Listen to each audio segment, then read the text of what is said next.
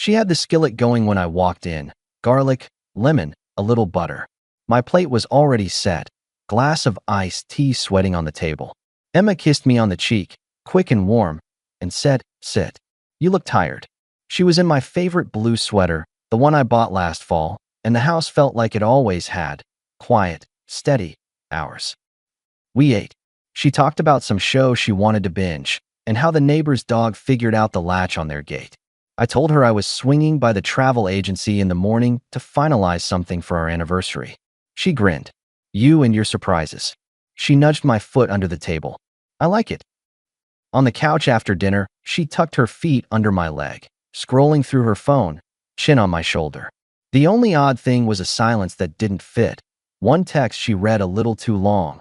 The phone turned face down after. I filed it. People get quiet sometimes. We fell asleep easy. I left work early the next day and stopped by the agency on Main. I paid for a week in Maui, oceanfront, the good room, upgraded flights, so she'd finally have that big seat she always joked about. I walked out with the envelope like a kid carrying fireworks. I got home at 5. The house was neat, the bed made, the smell of last night gone. "No, Emma." I texted, "Where are you?" She answered so fast I thought it was an auto reply. "Remember my ex? He came back to town and wanted to catch up. Don't worry, we're just talking. You don't need the details." I stood in the kitchen and looked at the envelope. It suddenly felt like a prop in somebody else's scene.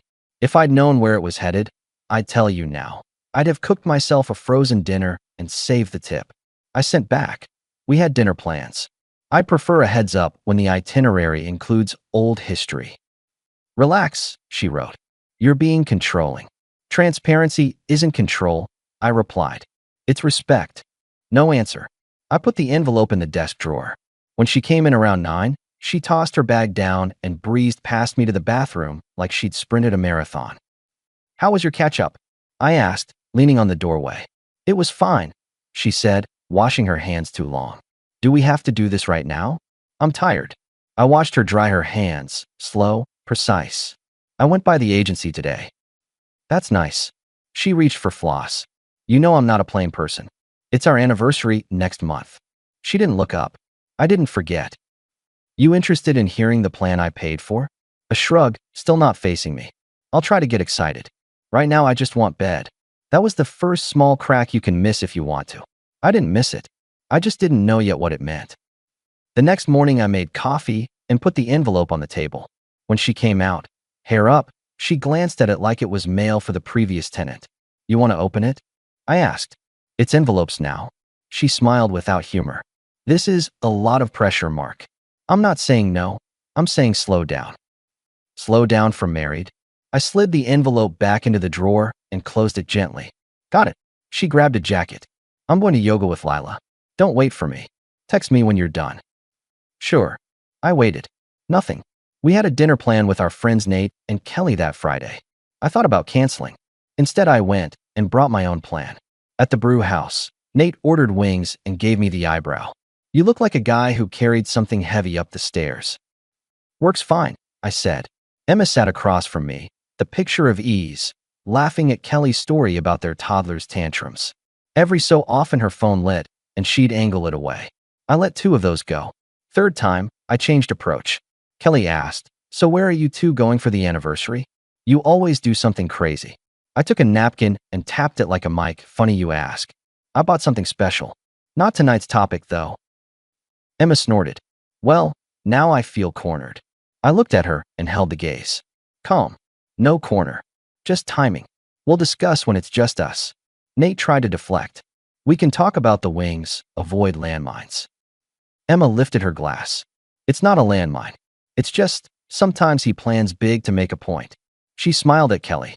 "Mark likes a stage." I set my glass down. "New rule," I said, still looking at Emma. "No jokes about motives at the table. If you think something, bring it to me, not to the room." Kelly went quiet. Nate scratched his beard. Emma looked offended.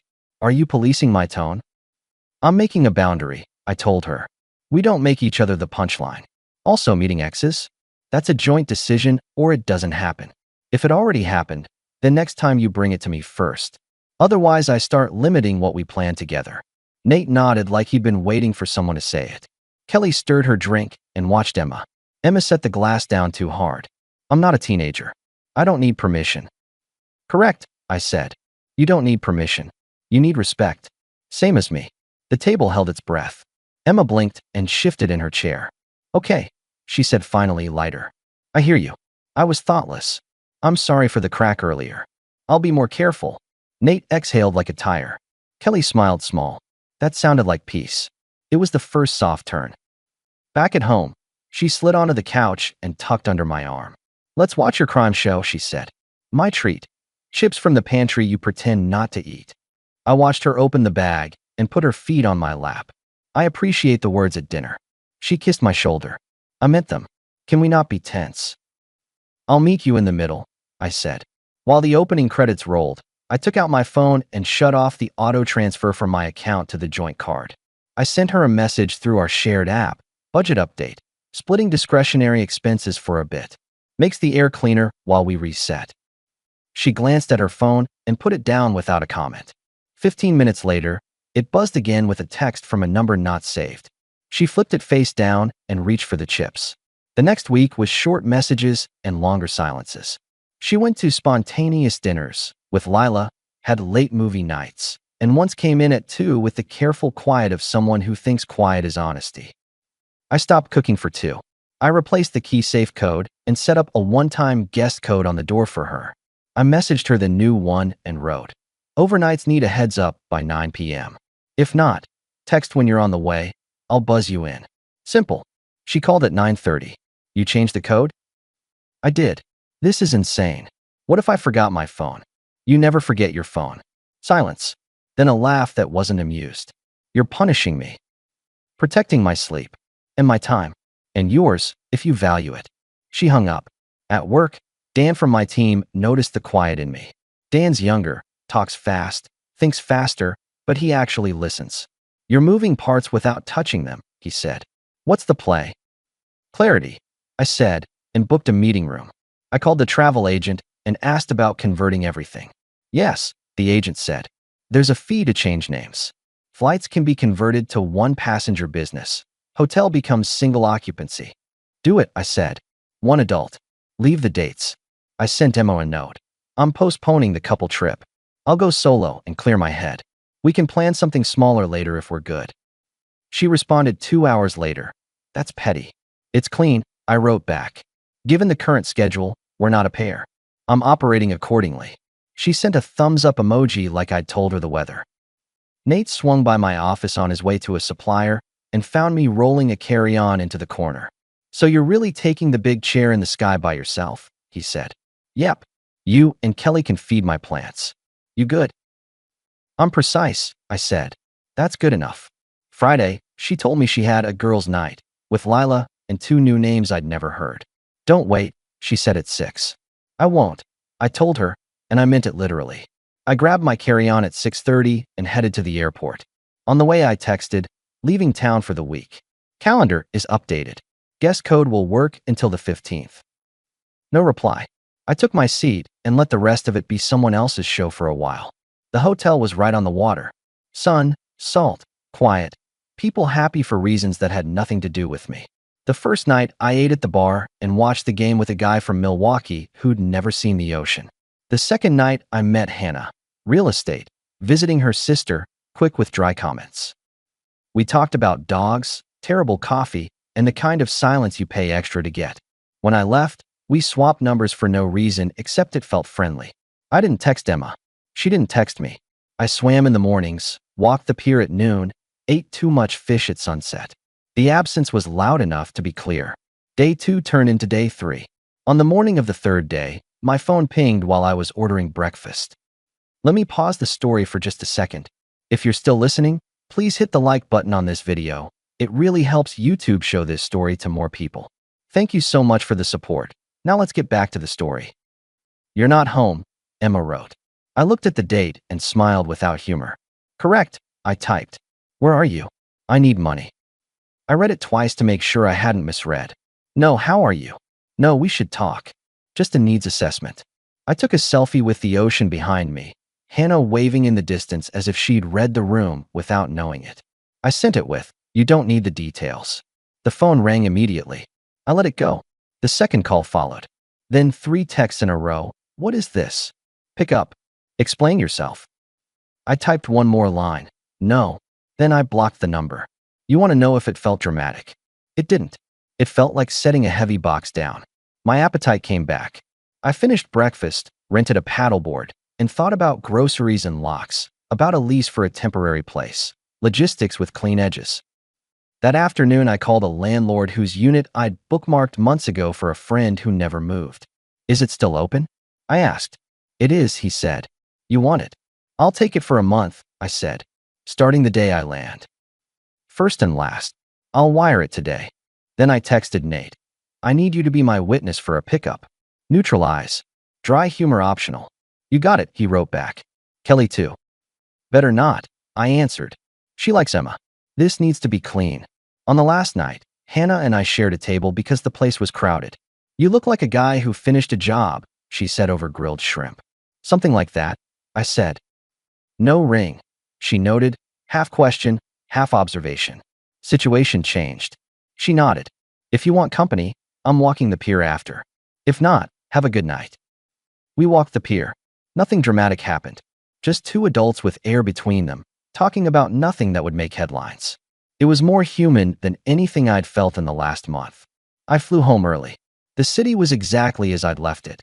Traffic that didn't move, coffee that did the job, air that smelled like rain and concrete. I drove straight to the rental, signed, got the keys, then headed to my house while the sun was high. The guest code still worked. I walked in with boxes and a checklist. The house was quiet. In the bedroom, the bed was made with the kind of care a hotel staff uses. In the bathroom, her makeup bag was open on the counter. In the kitchen, a half-empty bottle of sparkling water sat on the table, sweating. I packed my clothes, my tools, the files that matter, the family photos that are mine to keep. I left the big furniture. I changed the main code and sent Emma an email from my laptop on the kitchen counter. Subject, logistics. Emma. I'm moving to a short-term place. You can stay here until the paperwork is final, then we sort the rest. Budget is separate going forward. No more joint expenses. Shipments to your name go to your friend's address. I already updated the online accounts that are mine. If you need to coordinate access, email me. No calls, I won't see them. Mark. I left the envelope from the travel agency on the table with a sticky note. This was for us. I used the flights. Consider the hotel credit yours. No need to thank me. On my way out, Mrs. Lopez from next door waved me down.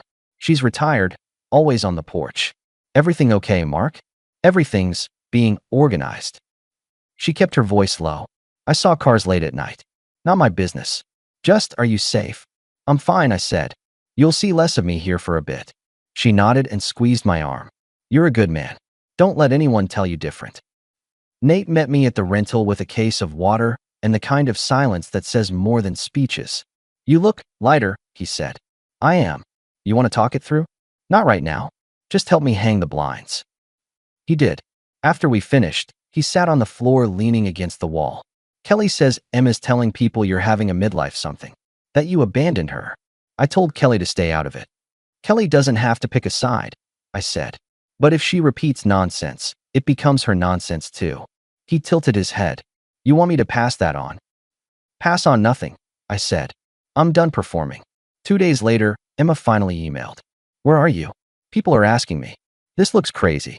If you needed space, you should have said so. Also, I can't cover utilities right now. Transfer me what you usually do. I answered with 3 lines. I said so when I said so. Expenses are separate. The house is yours to manage while you live in it. She wrote back, sharper. We built that life together. Don't make this ugly. We'll have to split everything anyway. We'll see, I replied. That was all. Lila texted me from a number I didn't know. She's hurting. You did this. Be a man and fix it. Wrong audience, I wrote back. My cousin Tom called from Phoenix. He's the kind of guy who laughs at a funeral and brings the food no one asked for. You need me to fly in and crack jokes? I need you to FedEx me that old toolbox you borrowed last year. Done, he said.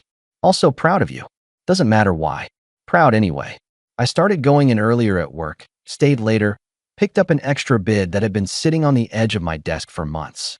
Dan watched me like he was measuring something in his head. You're not burying yourself, are you? He asked. No, I said. I'm building a new routine. There's a difference. At the end of the week, a mutual friend, Sarah, called. She's loud, funny, and allergic to drama unless it's hers. Emma's telling folks you took the vacation out of spite and left her with bills. That sounds like a story, I said. You want me to correct the record? Tell the truth if someone asks. Otherwise, let it burn out. She also told Lila she's planning to take half of, well, she's planning. I thought you should know.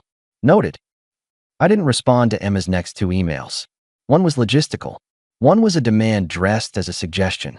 Lila posted a photo of girls' night on social media with someone's familiar profile silhouette in the background. I didn't look twice. I didn't need to.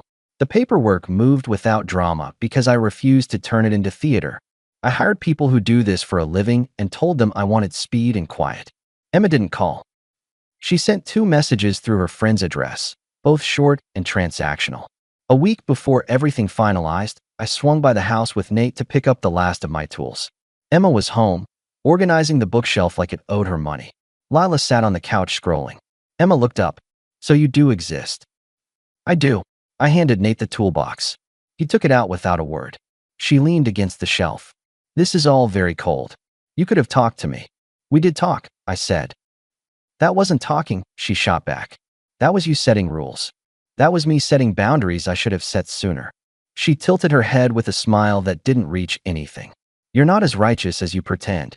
You were quick to travel alone. I traveled with myself, I said. It was the only company I could trust to show up. Lila chimed in. He's trying to be clever. It's embarrassing. I looked at her.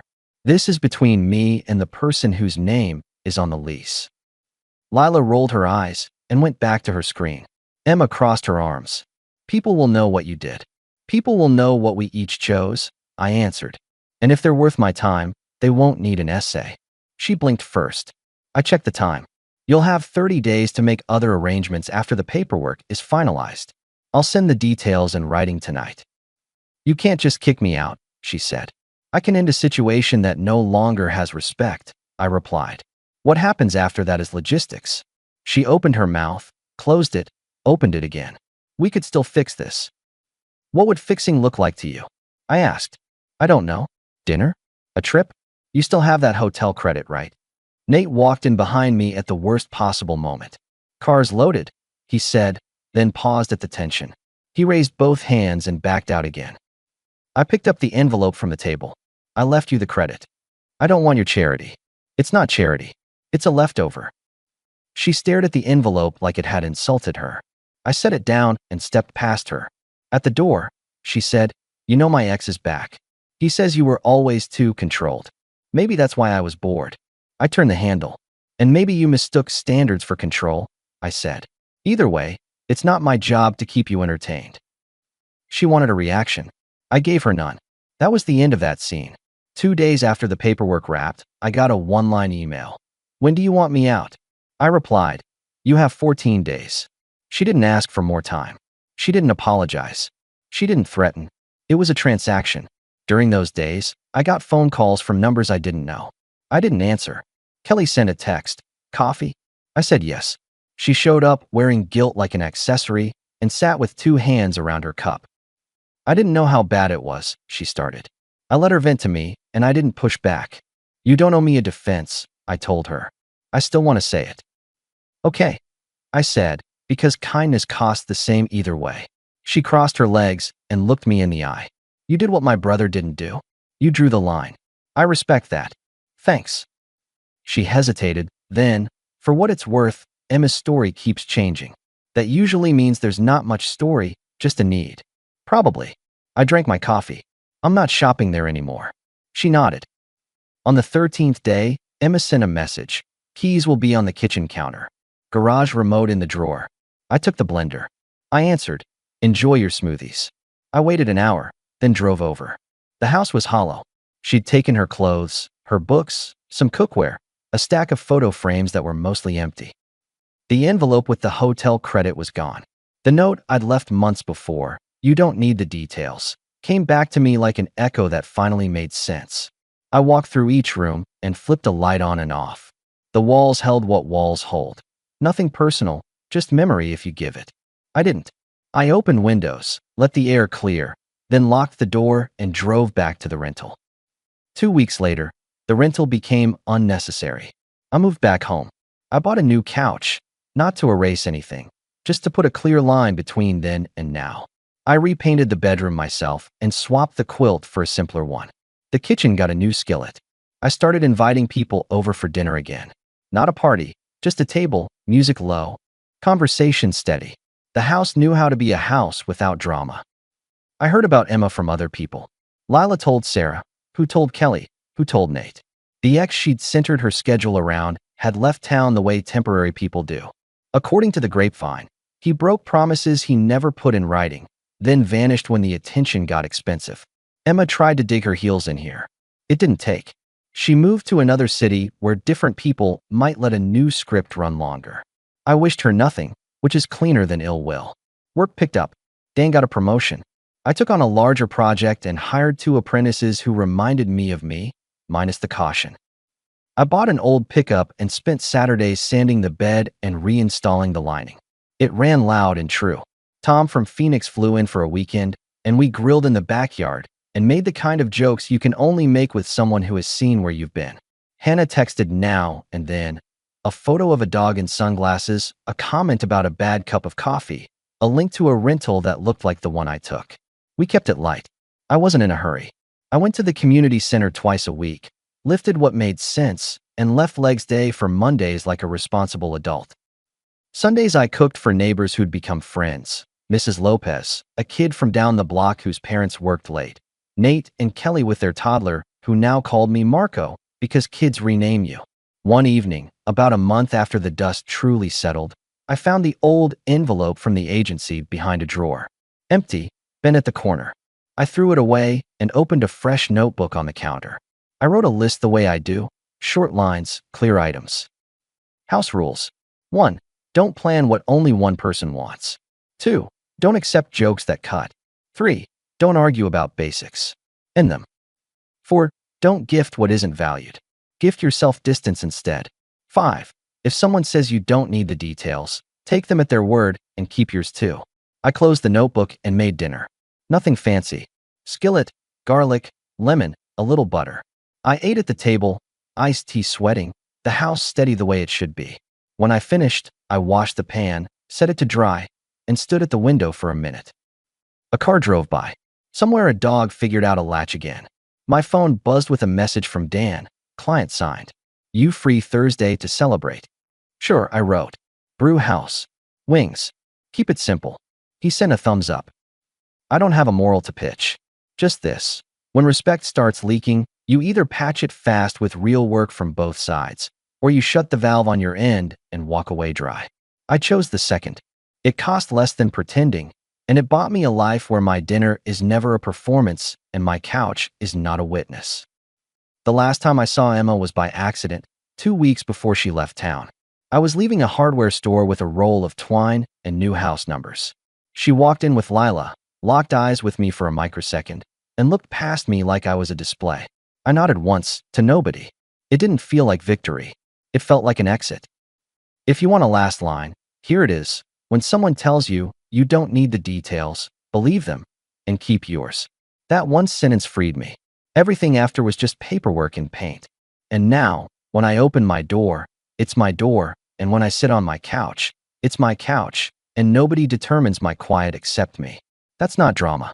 That's peace earned the adult way.